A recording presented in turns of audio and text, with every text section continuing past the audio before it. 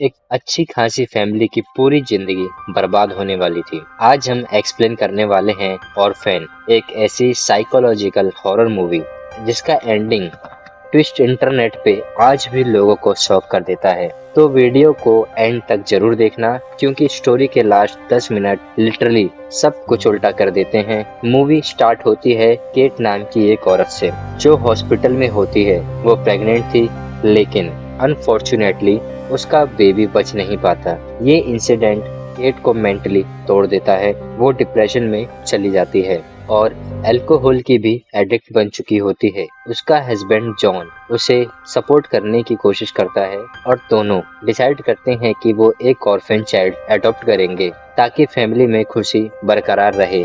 Cat और John एक orphan जाते हैं। वहाँ बहुत सारे बच्चे होते हैं, लेकिन अचानक उनकी नजर एक अजीब सी लड़की पर पड़ती है। उसका नाम था एस्थर। बाकी बच्चे खेल रहे होते हैं, लेकिन एस्थर अकेली बैठकर पेंटिंग बना रही होती है। उसका ड्रेसिंग स्टाइल भी बहुत ही अजीब सा होता है। पुराने जमाने के कपड़े, रिबन्स और एक क्रीपी स्माइल। लेकिन वो बहुत इंटेलिजेंट और पोलाइट बिहेव करती है और ऑनेस्टली जॉन को वो तुरंत पसंद आ जाती है। थोड़ी देर बाद ऑर्फेन्ज की सिस्टर उन्हें बताती है कि एस्थर के पेरेंट्स एक फायर एक्सीडेंट में मारे गए थे। वो बहुत टैलेंटेड है, लेकिन दूसरे बच्चे उससे थोड़ा स्ट्रेंज समझते हैं। केट को थोड़ा अनकंफर्टेबल फील होता है। फाइनली एस्टर को अडॉप्ट कर लेती है और यहीं से मूवी का असली हॉरर स्टार्ट होता है। एस्टर घर आती है। शुरू में सब नॉर्मल लगता है। जॉन की डॉटर मैक्स, जो हियरिंग प्रॉब्लम से सफर करती है, एस्टर से जल्दी क्लोज हो जाती है। लेकिन उनका बेटा डेनियल एस्तर को बिल्कुल पसंद नहीं करता। उसे लगता है कि ये लड़की नॉर्मल नहीं है और ऑनेस्टली डेनियल गलत भी नहीं था। एक दिन स्कूल में एक लड़की एस्तर को बुली करने लगती है, लेकिन अगले ही पल एस्तर उस लड़की को प्लेग्राउंड से डेंजरस स्लाइड के नीचे धक्का दे देती है।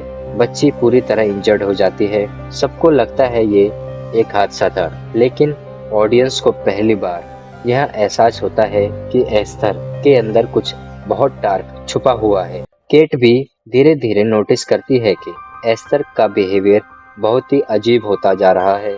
कभी वो रात को चुपके से घर में घूमती है, कभी अजीब ड्राइंग्स बनाती है, कभी मिरर के सामने स्ट्रेंज एक्सप्रेशंस देती है। लेकिन जॉन को लगता है केट ओवर एक्ट कर रही है और यही मिस्टेक उन सब पर बहुत भारी पड़ने वाली थी। एक रात डेनियल ट्री हाउस में सिगरेट पी रहा होता है, तभी एस्थर वहां आ जाती है।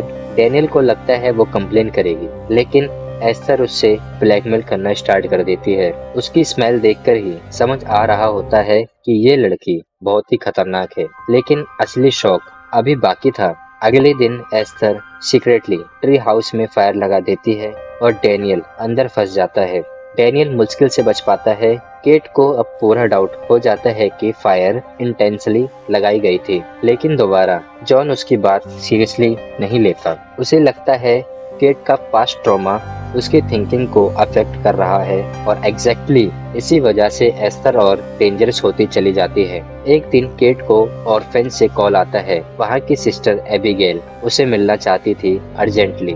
सिस्टर क्लियरली वार्न करती है एस्थर नॉर्मल चाइल्ड नहीं है, लेकिन अनफॉर्चुनेटली एस्थर उनकी बात सुन लेती है और उसी रात वो सिस्टर एबिगेल को बहुत ही भयानक तरीके से मार देती है। ये सीन लिटरली मूवी का टर्निंग पॉइंट था। अब ऑडियंस को समझ आ जाता है कि एस्थर सिर्फ मैनिपुलेटिव नहीं बल्कि किलर है। लेकिन शॉकिंगली घर में किसी को कुछ पता नहीं होता। एस्थर हर क्राइम को इतनी सफाई से करती है कि ब्लेम हमेशा किसी और पर चला जाता है।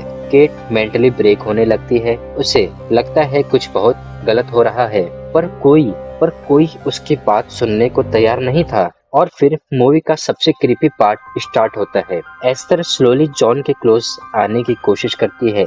नॉर्मल चाइल्ड की तरह बिल्कुल नहीं, बल्कि एक ऑब्सेस्ड वुमन की तरह। वो मेकअप करती है, एडल्ट परफ्यूम यूज करती है और जॉन के साथ अनकंफर्टेबल बिहेवियर करने लगती है। यहाँ ऑडियंस लिटरली अनकंफर्टेबल फील करने लगती है। केट को अब यकीन हो जाता है कि एस्थर डेंजरस है। वो एस्थर का बैकग्राउंड इन्वेस्टिगेट करना स्टार्ट करती है और फिर मूवी का बिगेस्ट ट्विस्ट रिवील होता है।